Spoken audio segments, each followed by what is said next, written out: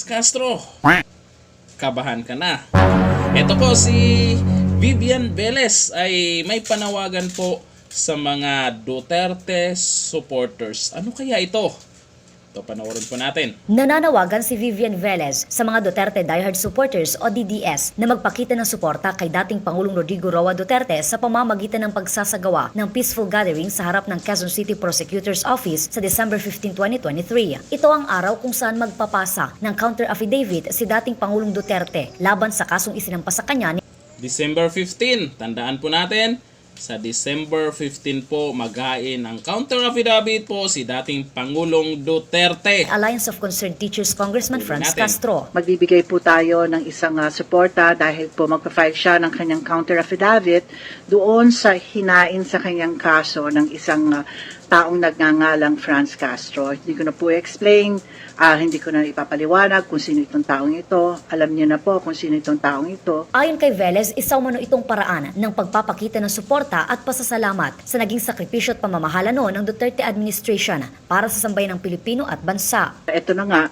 syempre, may mga naghahain na mga kaso para pahiyain din siya.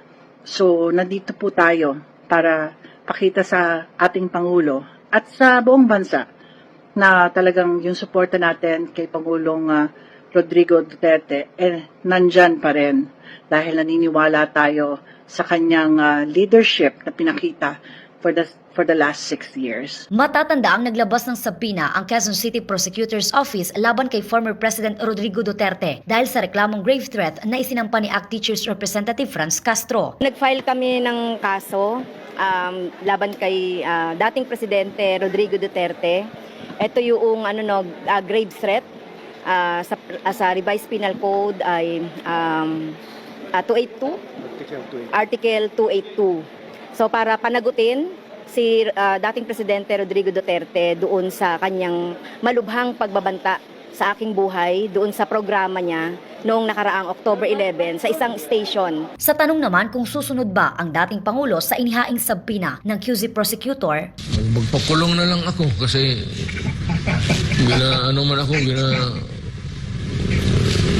oppress ako ni Franz. Kayo mga komunista, ganun. How I wish.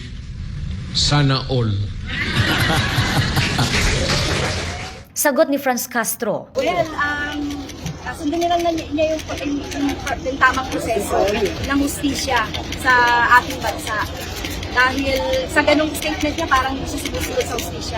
Samantala, hinihikayat naman ng mga Duterte supporters si FPRRD na muling tumakbo sa 2025 election. We are asking him to run and be part of politics again dito sa 2025 na darating na eleksyon. Sa kabilang banda, panawagan ni Velez sa mga DDS na magsuot ng kulay berdeng damit sa December 15 at magkita-kita sa harap ng Quezon City Prosecutor's Office pasado alas 8 ng umaga.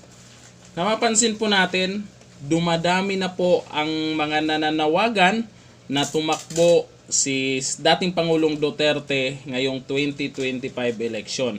At posible yan dahil merong mga hinahanap, karamihan po sa taong bayan ay may mga hinahanap po sila na dating galawan ni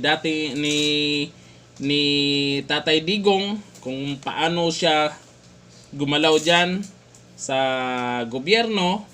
Ayan yung hinahanap po ng taong bayan na parang nakakamiss yung galawan ni former President Rodrigo Roa Duterte. Dahil dyan, medyo yan po ang ayaw talaga, lalo na si Franz Castro. Kabahan ka na, Franz Castro, pag nangyari yan. Kasi sigurado ako pag tumakbong senador yan, sure win yan.